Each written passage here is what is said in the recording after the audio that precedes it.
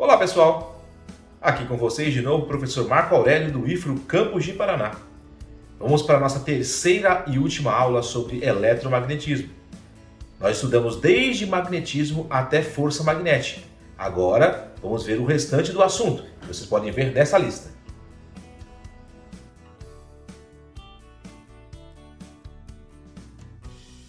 Então, vamos lá para a nossa aula. Você sabia que o processo de geração de energia elétrica em usinas hidrelétricas, termoelétricas, geradores eólicos e até mesmo em usinas nucleares só é possível graças aos estudos que se originaram com aquele simples experimento de Ørsted que nós já estudamos? Partindo dos estudos dele, diversos cientistas observaram que uma corrente elétrica pode produzir um campo magnético. Essa descoberta levará a outro importante questionamento. Será que o efeito oposto é possível? Um campo magnético poderia gerar uma corrente elétrica? Gerar um campo elétrico e, consequentemente, uma corrente elétrica? O notório físico inglês Michael Faraday conduziu estudos que responderam a esse questionamento. Sim, é possível. Dentre seus experimentos, 4 experimentos se destacaram. O primeiro é um ímã se movendo em relação a uma bobina. A bobina está conectada a um aparelho que usamos para medir corrente elétrica. Nesse caso, um galvanômetro. Poderia ser um outro multímetro, por exemplo, na função amperímetro. Quando o ímã está parado, o galvanômetro não registra nada. Mas quando se aproxima ou se afasta da bobina, é possível notar que o ponteiro do galvanômetro acusa uma corrente elétrica. Ou seja, a corrente elétrica resulta do movimento do ímã. Há um detalhe importante, tá? Quando o ímã é aproximado, a corrente elétrica flui em um sentido. E quando ele é afastado, o sentido da corrente é outro. Vamos entender isso daqui a pouco. Em seu segundo experimento, é uma bobina conectada a um gerador com uma chave liga e desliga. Aproxima-se outra bobina com um galvanômetro. Se a chave do gerador estiver inicialmente desligada, obviamente o galvanômetro não registra nada. Curiosamente, se a chave estiver inicialmente ligada, o galvanômetro também não registra nada. Mas, ao ligar e desligar a chave constantemente, é possível verificar no galvanômetro da bobina a existência de uma corrente elétrica. De modo que quando a chave está desligada, a corrente flui num sentido. E quando está ligada, o sentido é oposto. Terceiro experimento: condutor em movimento em um campo magnético.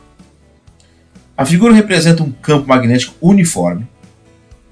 A gente aproxima um condutor metálico e ele vai ser inserido perpendicularmente às linhas de indução desse campo magnético. Vale lembrar que o condutor tem elétrons livres, né? Com o condutor parado em meio ao campo magnético, nada ocorre. Mas ao movimentá-lo, os elétrons livres do condutor também entram em movimento e logo estão sujeitos a uma força magnética exercida pelo campo. Isso provoca uma separação das cargas e, consequentemente, uma corrente elétrica induzida. Se o condutor estiver deslizando sobre 2 trilhos metálicos paralelos, seria possível identificar o sentido dessa corrente elétrica. Vamos melhorar a visão assim. Analisando aí sobre outro ângulo, aí está o campo magnético, entrando no plano, e o trilho por onde o condutor vai deslizar. Quando ele se desloca com uma velocidade v, no sentido indicado, há uma separação das cargas. Enquanto o condutor estiver se deslocando, temos uma diferença de potencial que induz a corrente elétrica no trilho. Ao deslizar o condutor no sentido oposto, ocorrerá uma separação inversa das cargas. Consequentemente, uma corrente elétrica induzida no sentido contrário do exemplo anterior. Compare o sentido da corrente induzida. Ou seja, se mudarmos o sentido do condutor alternadamente, teremos a corrente elétrica induzida ora em um sentido, ora em sentido contrário. Essa corrente elétrica, mudando periodicamente de sentido, é o que chamamos de corrente alternada. E mais para frente vamos falar dela também. Agora vamos analisar matematicamente essa diferença de potencial descrita anteriormente. Considere que o condutor tenha um comprimento L.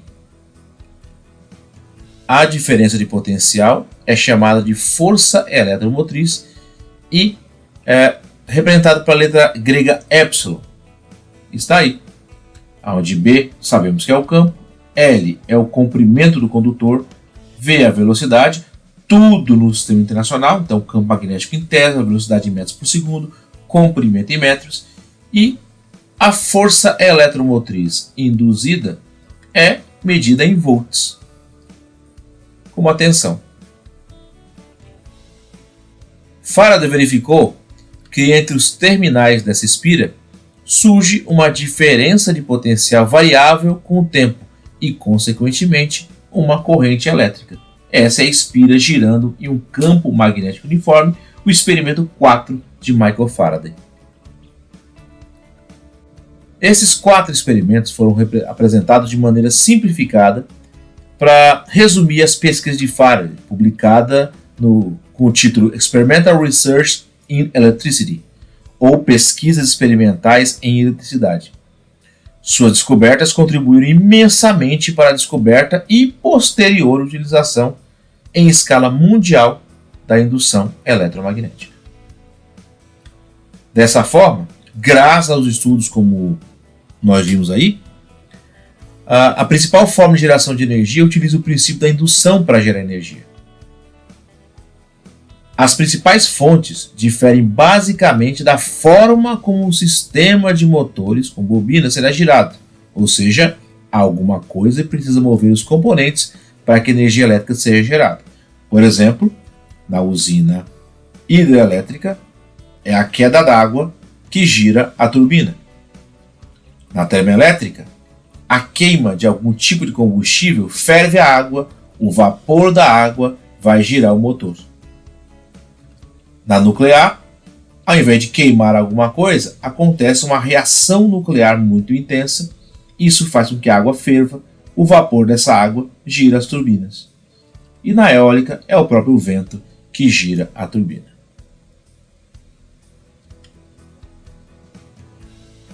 Portanto, se você hoje tem energia elétrica em casa, agradeça aos grandes cientistas que pesquisaram a indução eletromagnética, dentre eles, o grande Michael Faraday.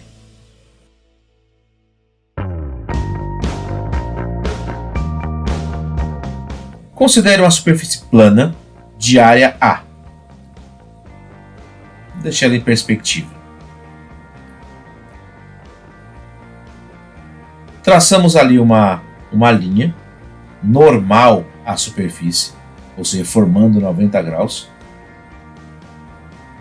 E agora, um campo magnético B atravessa essa área, de modo que as linhas desse campo formam um ângulo θ com essa normal. O fluxo do campo magnético por essa área, cujo símbolo é essa letra grega φ, é dada por essa equação, onde B é o campo magnético, A é a área medida em metros quadrados, e esse é o ângulo entre a normal e o vetor campo magnético. Esse fluxo ele é medido em WB, em Weber, em homenagem ao físico alemão Wilhelm Weber, que dentre as grandes realizações dedicou-se ao estudo do magnetismo terrestre, além de ter desenvolvido o telégrafo eletromagnético. Para entender que o fluxo magnético depende da quantidade de linhas de campo que atravessa a área, veja essa analogia com um balde na chuva. A quantidade de água da chuva coletada depende, obviamente, da intensidade da chuva e do tamanho da boca do balde, ou seja, sua área.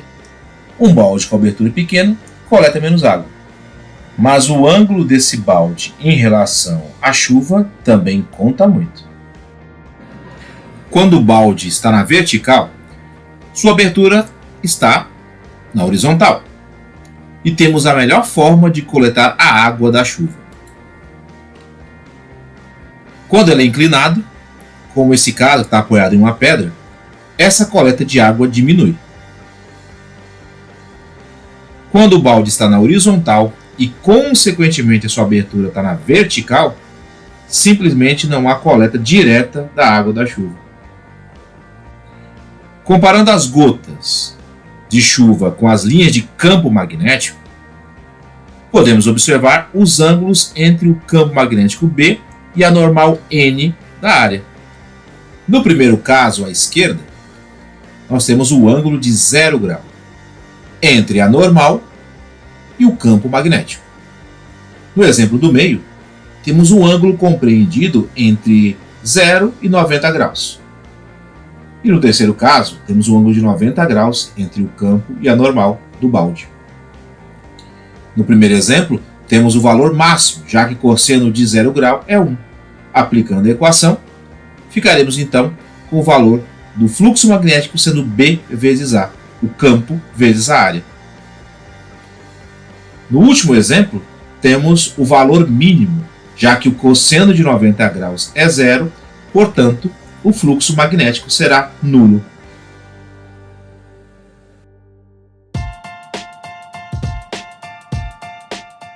É possível determinar o sentido de uma corrente induzida graças aos estudos desse grande físico, que nasceu no Império Russo, onde hoje atualmente é Estônia. Outra contribuição de Heinrich Lenz foi para as relações entre corrente elétrica e temperatura.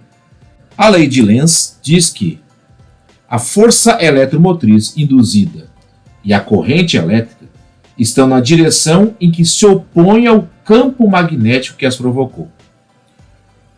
Vamos mostrar a consequência disso em 4 situações envolvendo um ímã e uma espira sofrendo indução, para que a gente entenda melhor. Na primeira situação, o ímã tem o seu polo norte aproximado da espira, conforme o sentido do vetor velocidade é mostrado nessa imagem. Vamos chamar esse campo do ímã de campo original. E vocês vão notar que as linhas de campo estão entrando na espira. Então, dessa forma, o fluxo magnético está aumentando. Se nós usássemos um galvanômetro, seria possível identificar o sentido da corrente elétrica induzida, que seria assim. Agora que nós temos o sentido da corrente elétrica, nós podemos usar a regra da mão direita, que nós aprendemos na aula passada. Se você não lembra, clica no card que está aparecendo para você aqui. Podemos definir o campo magnético induzido saindo da espira, ou seja, se opondo às linhas do campo original do ímã. Na situação 2, temos a mesma espira. O ímã também está com seu polo norte apontado para a espira, e ele é afastado dela, conforme vocês podem ver ali no vetor velocidade. Esse, lembrando, que é o chamado campo original do circuito. Já que o ímã é afastado, então há uma diminuição desse fluxo. E aí, novamente, se tivéssemos aqui um galvanômetro, poderíamos ver o sentido da corrente elétrica. Use de novo a regra da mão direita, aí você vai identificar o campo induzido nessa espira, e ela estaria entrando no centro da espira, ou seja, no mesmo sentido do campo magnético original. Na situação número 3, o polo sul é aproximado da espira. Então, o fluxo magnético aumenta. E aí temos o sentido da corrente elétrica, que seria determinado se tivéssemos um medidor do sentido da corrente. E aí, novamente, vamos lá usar a nossa mão direita, com o nosso polegar indicando o sentido da corrente e a ponta dos nossos dedos o sentido do campo magnético. Veremos então que esse campo está entrando no centro da espira. Então, compare esse campo magnético induzido com o campo magnético do ímã. Ou seja, são opostos, têm sentidos opostos. Situação 4. Está aí a espira de novo. Nesse último exemplo, o ímã, e seu campo original, obviamente, está com o polo sul e se afastando da espira. Aí está o vetor velocidade. Logo, está se afastando, há uma diminuição do fluxo magnético. E a imagem ali vai mostrar o sentido da corrente elétrica. E aí você já sabe, né? Regrinha da mão direita, com o dedão ali apontando para o sentido da corrente elétrica, nós percebemos que o campo magnético é saindo ali do centro da espira, ou seja, está no mesmo sentido do campo magnético original do ímã. Vamos comparar então as 4 situações. Na situação 1 e 3, nós temos uma aproximação do ímã da espira. Nessa aproximação, consequentemente, eu tenho um aumento do fluxo magnético. Quando o fluxo magnético aumenta, o campo magnético induzido é no sentido oposto ao campo original. Então, nos 2 exemplos 1 e 3, nós observamos isso. O campo magnético do ímã, que é o campo original, estaria entrando no centro da espira, enquanto o campo magnético induzido está saindo do centro da espira. Número 3 também. O campo magnético original, que é do ímã, está saindo do centro da espira, enquanto o campo magnético induzido está entrando no centro da espira. Exemplos 2 e 4. Acontece um afastamento. Se tem um afastamento, é uma consequente diminuição do fluxo magnético. Diminuindo esse fluxo magnético, nós temos um campo magnético induzido no mesmo sentido do campo original, que pode ser observado nessas imagens. Notem que esse B em azul claro indica o campo induzido no mesmo sentido do campo original, que é o do ímã. A mesma coisa acontece no exemplo 4, o induzido está no mesmo sentido do campo original.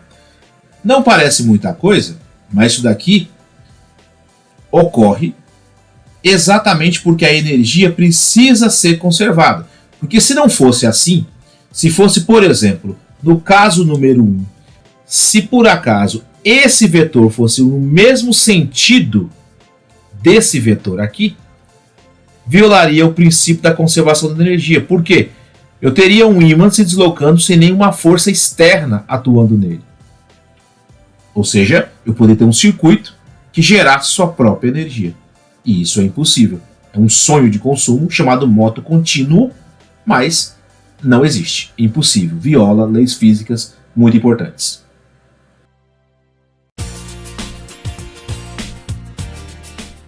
É claro que teríamos uma lei com o nome do grande Michael Faraday. Essa lei que eu vou mostrar daqui a pouco também é conhecida como Lei de Faraday-Neumann, em homenagem ao físico alemão Franz Ernst Neumann, por suas contribuições para o eletromagnetismo. Deus do céu, é tanta lei, mais tanta lei, mais tanta lei, que eu já não sei se estamos estudando física ou estamos estudando direito. Faraday notou que sempre que uma força eletromotriz induzida surgia um circuito, estava ocorrendo uma variação do fluxo magnético nele. Nessa montagem que nós já vimos anteriormente, sempre que o movimento da barra era interrompida, não havia mais força eletromotriz induzida. Portanto, Faraday concluiu que era necessária uma variação do fluxo em um intervalo de tempo para se obter uma FEM definida matematicamente assim. Ali está a FEM, a força eletromotriz, a variação do fluxo pelo intervalo de tempo. Mas agora nós já conhecemos a lei de Lenz e vamos acrescentar um importante sinal negativo nessa equação, mostrando que a variação de fluxo estabelece uma corrente elétrica induzida contrária à sua origem. Portanto, temos ali a variação do fluxo magnético medido em Weber, temos ali o intervalo de tempo e aí temos a força eletromotriz, a nossa FEM induzida medida em volts no sistema internacional. Nós já tínhamos definido uma equação para calcular a força eletromotriz, né? Então, quando vocês se questionarem qual das duas usar para resolver um problema, pensa nos dados que cada uma delas fornece. Aí compara com os dados que o problema te fornece ou que você consegue obter. E só mais uma curiosidade. Se você pegar uma delas e desenvolver matematicamente, você vai chegar na outra. Quem quiser é só dar um pausezinho nesse vídeo e olhar como eu fiz a demonstração. Para nós aqui, nesse momento, não é interessante eu mostrar cada um dos elementos. Mas fica aí a dica para quem quiser se aprofundar um pouquinho mais no estudo e observar como uma dessas equações chegou até a outra. Vamos agora falar rapidamente das correntes de Foucault. Mas não confunda. Vamos estudar sobre a descoberta do físico e astrônomo João Bernard Foucault, que viveu no século XIX, e não na obra de seu compatriota, o famoso e notável filósofo Michel Foucault, que morreu em 1984. Muito importante também, só que para nós nesse momento não vamos falar de filosofia, e sim de física.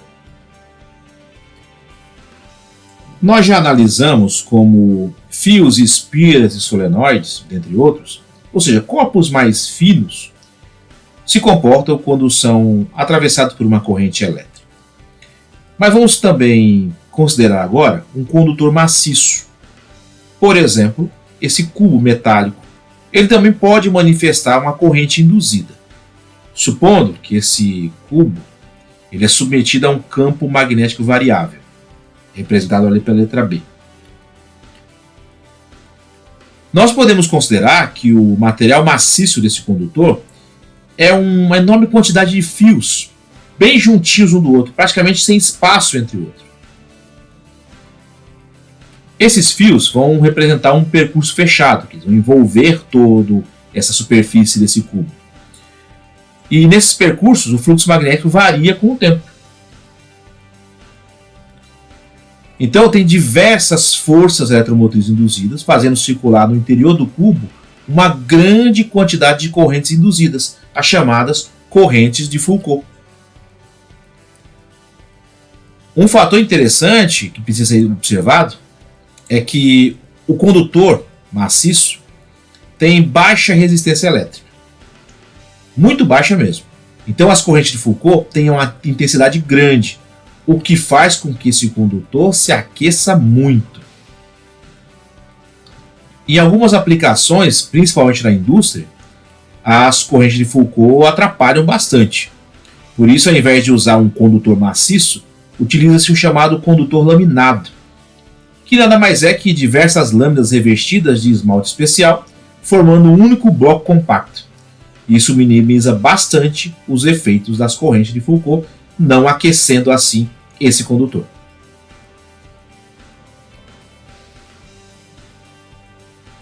Mas em outros casos, as correntes de Foucault são muito úteis, como em fornos industriais de indução que fundem metal bem mais rápido do que o fogo.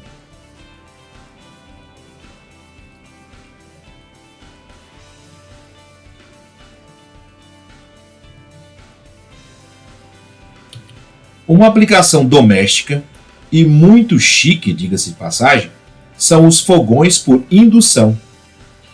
Ao contrário dos fogões convencionais, a superfície do fogão não esquenta. Olha esse GIF. onde uma panela cortada ao meio recebe um ovo. Você vai notar que o ovo sobre o fogão não cozinha, não frita, mas a parte que está na panela sim, pois só ela que é aquecida por causa das correntes de Foucault. Então, além de bonito e moderno, os fogões por indução são mais seguros, porque eles evitam queimaduras, por exemplo, e acidentes com gás de cozinha. Mas nem precisa dizer também para você que a panela não vai dar choque, porque a tensão nela é insuficiente para superar a resistência elétrica do seu corpo. Mas, antes de sair colocando esse tipo de fogão na sua lista de pedidos de Natal, saiba que eles são mais caros que os convencionais, além de precisar de panelas especiais. Sabe aquela panela de alumínio favorita da sua mãe? Não vai servir aí. Tem que ser panela de material ferro-magnético, como por exemplo aço inox e as de fundo triplo ou ferro fundido.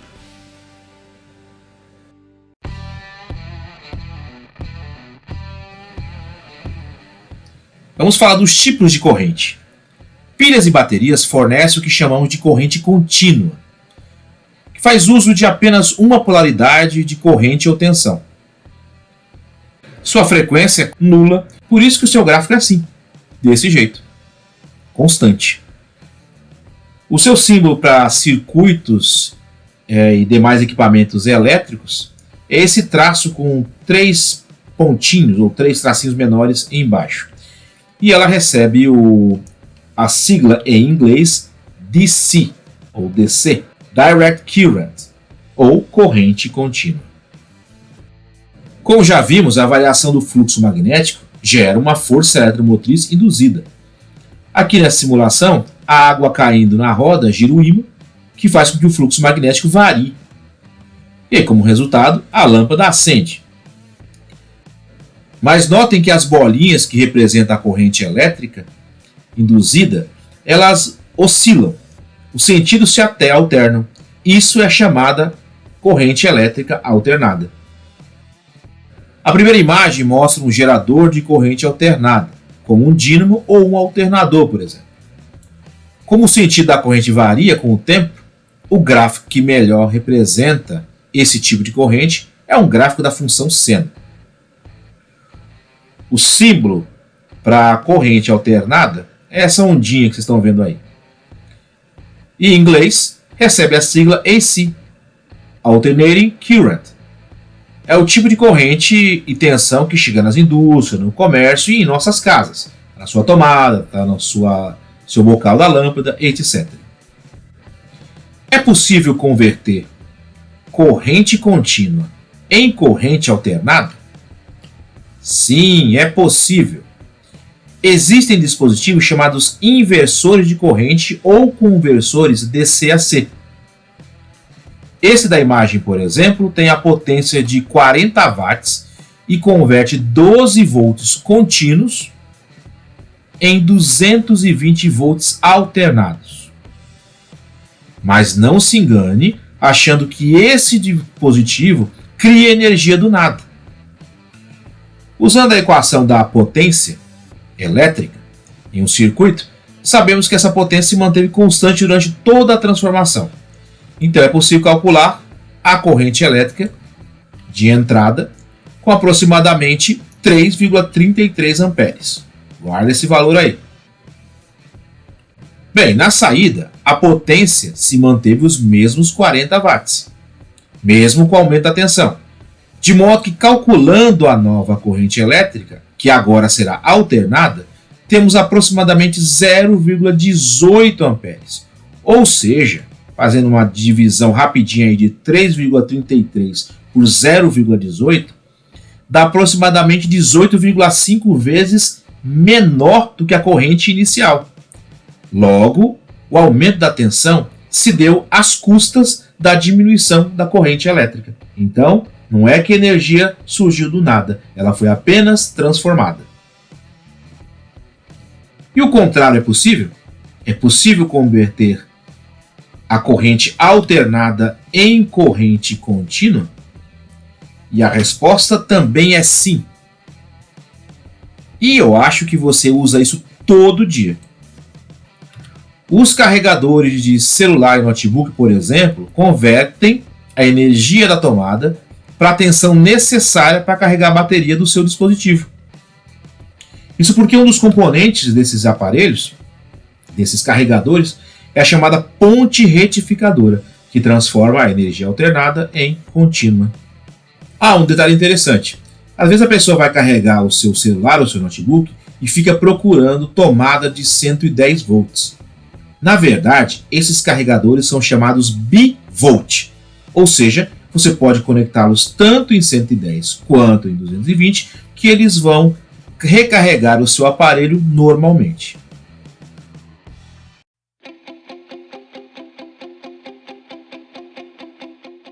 É muito provável que você já tenha visto um negócio desse aí na rua da sua casa. Geralmente fica em cima de um poste. Esse dispositivo se chama transformador e ele é muito importante para que a gente consiga ter energia elétrica em nossa casa. Já ouviram falar das linhas de alta tensão? Pois é, toda a energia não chega até a nossa residência. Então é necessário uma transformação de energia, nesse caso, uma redução. Ele é um dispositivo capaz de aumentar ou diminuir uma tensão alternada sem variar a energia associada. De um modo geral, ele é composto de um núcleo de ferro. Uma das extremidades tem uma bobina chamada enrolamento primário, por onde entra a tensão. Na outra extremidade há uma bobina denominada enrolamento secundário, por onde sai a tensão transformada. Essa transformação é possível porque a variação do campo magnético gerado por uma corrente alternada é capaz de induzir uma FEM, uma força eletromotriz, em um circuito vizinho. Aí temos o esquema geral de um transformador, com seu enrolamento primário à esquerda da sua tela, o secundário à direita, o núcleo de ferro, e aí podemos observar o sentido do fluxo magnético. Vamos observar esse esquema de um transformador. Ali está o enrolamento primário e ali está o secundário. Nessa imagem fica bem claro que o enrolamento primário tem mais espiras do que o enrolamento secundário. Essa espira, representada pela letra N, nos dá uma ideia de que o seguinte: caso o enrolamento secundário tenha menos espiras do que o primário, acontece uma redução de tensão.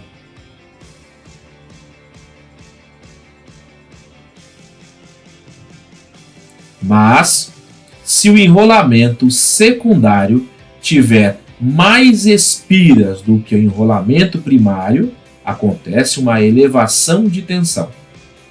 Uma informação: quando a energia elétrica sai das usinas, é necessário ser elevada para que ela possa chegar até as cidades. Quando chega na cidade, ela passa por uma série de transformações para rebaixar essa tensão até chegar na nossa casa. Então vamos pensar como calcular isso daqui. Então pense no enrolamento primário, a entrada, e o secundário. Há uma diferença de potencial no enrolamento primário e também uma diferença de potencial no enrolamento secundário, a saída. Há o número de espiras no enrolamento primário e o número de espiras no enrolamento secundário ou saída. Então vamos descrever uma relação matemática entre isso. U1 sobre N1 igual U2 sobre N2. Podemos mudar até essa expressão matemática, alguns livros até fazem isso, né? Colocando U2 sobre U1 e N2 sobre N1. Eu particularmente gosto mais dessa porque você já faz tudo de um lado só. Por exemplo, você já joga aqui, já observa todas do primário e do outro lado todas do secundário. Matematicamente são a mesma coisa, mas eu particularmente prefiro essa daqui, porque assim a gente consegue determinar, por exemplo, a tensão de saída em um transformador, seja para rebaixar a tensão ou para elevar essa tensão.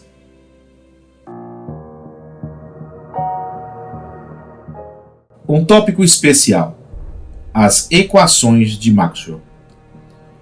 Nós já falamos um pouco sobre ele. Vamos agora falar sobre uma das suas maiores realizações, que as suas famosas equações. Ele criou relações matemáticas que descrevem como os campos são gerados e variam com o tempo. Mas não se preocupe de entender matematicamente as equações, porque elas são escritas de uma forma diferencial, que é uma matemática bastante avançada para o ensino médio. Então, eu só quero mostrar para vocês o que elas significam e qual a importância delas para o avanço tecnológico e da ciência como um todo. A primeira das equações é a equação da lei de Gauss para a eletrostática. A lei de Gauss para a eletrostática, ela descreve como as cargas elétricas geram campos elétricos. Cargas positivas e negativas podem ter sua própria existência separadamente. Não precisa estar sempre juntinho com a outra. E também que o número de linhas de campo que saem de um corpo é diretamente proporcional à carga contida nele. Tudo isso nós já estudamos lá em eletrostática. A segunda equação de Maxwell é a lei de Gauss da magnetostática. Diz que cargas elétricas geram campos magnéticos. Mas campos magnéticos não são gerados por cargas magnéticas. Alguém já ouviu falar em carga magnética? Não. Sabe por quê? Porque conforme estudamos em magnetismo, não existe monopolo. Ou seja, todo ímã sempre tem dois polos magnéticos. Não importa quantas vezes você corte, vai ter sempre um norte e um sul. A terceira equação de Maxwell é a lei de Faraday. Acabamos de ver ela há pouco tempo.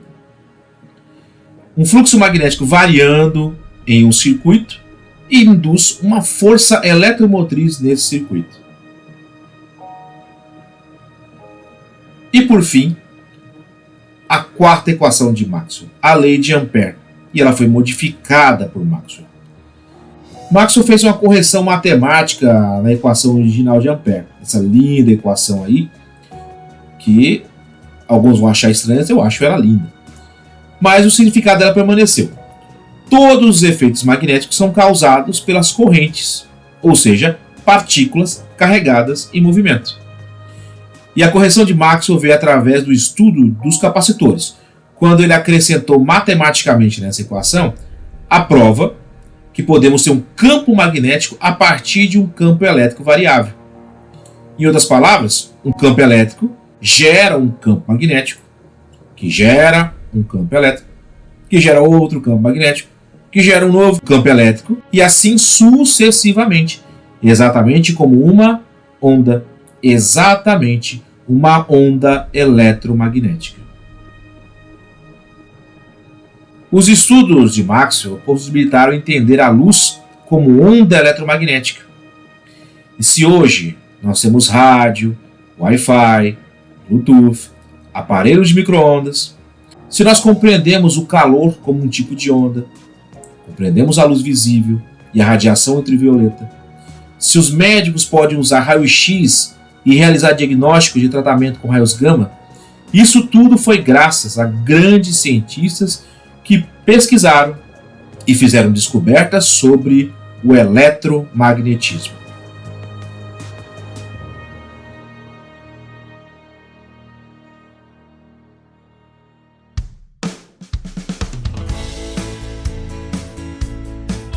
Pessoal, obrigado por sua atenção.